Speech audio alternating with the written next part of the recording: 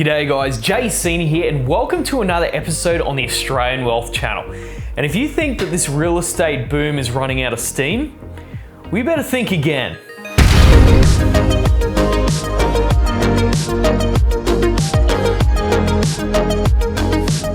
Thank you guys so much for watching. Please make sure you like and subscribe to this channel. It really helps to get these videos out to more people. So we need to talk about something which I've started to see come out a little bit, not only in the media, but also around people that I know. And people believe that the real estate boom is coming to an end. People think that housing prices, they're getting to a point where they're going to start leveling off.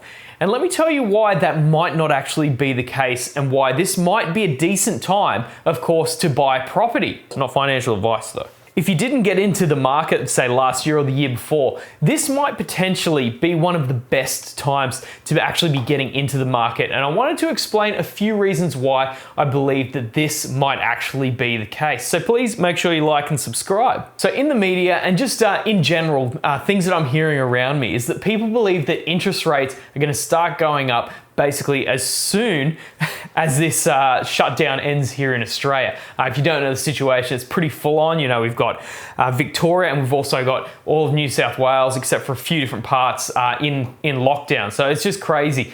Businesses can't operate. So a lot of people are saying that as soon as this is all over, interest rates are going to go up.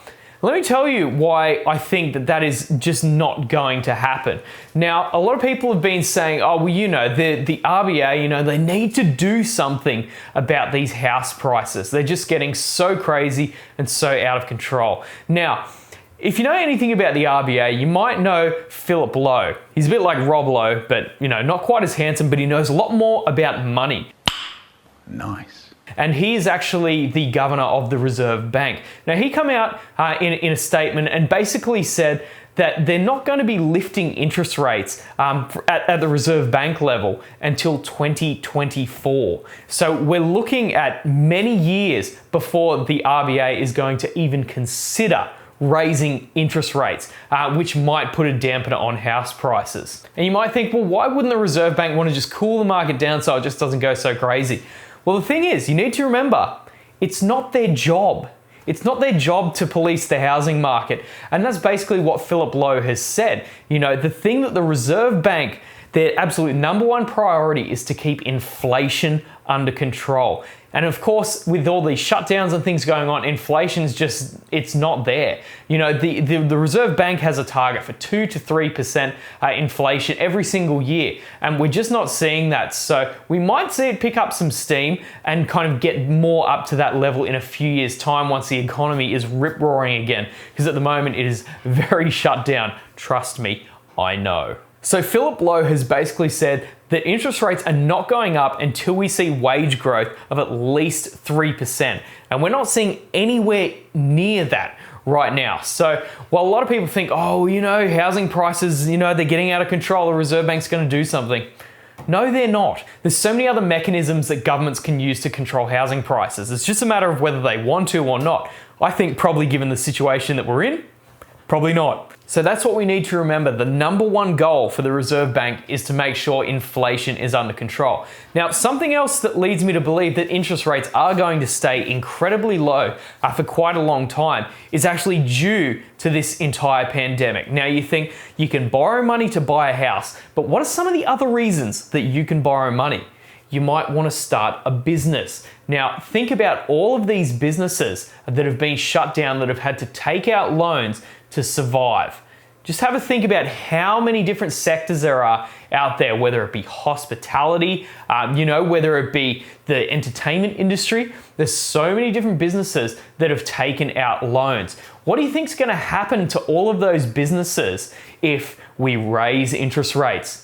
They're not going to be able to afford the repayments. It's really that simple. And what is that going to lead to? It's going to lead to job losses. And when there's more people looking for work, it's not going to put upward pressure on workers' pay. It's just not. So you really need to factor that in when you're thinking about in interest rates as a whole, it's not just about housing prices, but it's also about business. There's a lot of money that's being borrowed by business. So we really need to remember that increasing all of the interest rates across the board is going to be absolutely detrimental to business. So many are going to shut down, and they're just not going to be able to operate at the same level that they were because they're so constricted in their cash flow. So keep that in mind. That's going to lead to job losses, and we want to see job growth. So basically what that means is that interest rates are staying low for the foreseeable future. And if they do go up in 2024, then chances are it's only going to be a small amount just to see what happens, because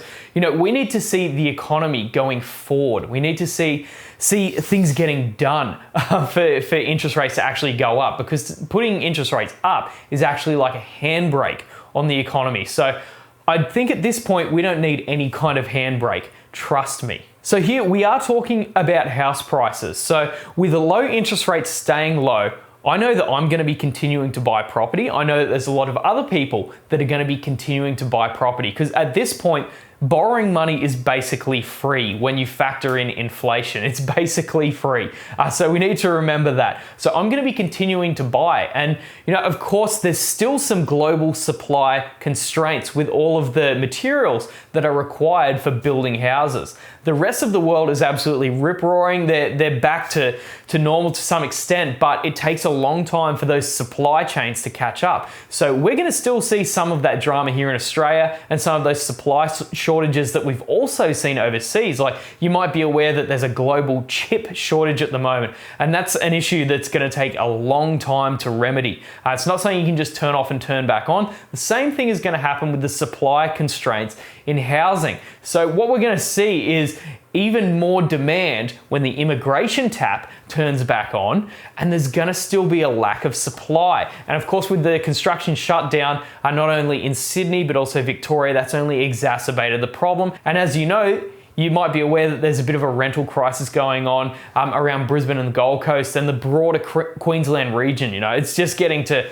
crazy levels. So we are seeing massive supply constraints, and we're going to see even more demand. That immigration tap is going to turn back on very soon. Once we get to the 80% double dose vaccination rate, we're going to start seeing more people come into this country. So we've seen house prices rise a crazy amount with people not even coming into Australia. What do you think is going to happen when there's extra buyers in the market? It's really that simple. So there's all of these catalysts that lead me to believe that house prices for the foreseeable future are going to continue to go up. I don't think this market is going to lose steam. It might kind of stabilize a little bit. We might not see the insane growth that we saw a few months ago. Like in March, I think it was about 3% in 1 month, which is absolutely amazing if you're in houses. So this might be the best time to buy. Of course, you need to make your own decisions when it comes to that. Purchasing real estate is a massive decision, of course. So I'd like to hear what you guys think. Is this market going to end?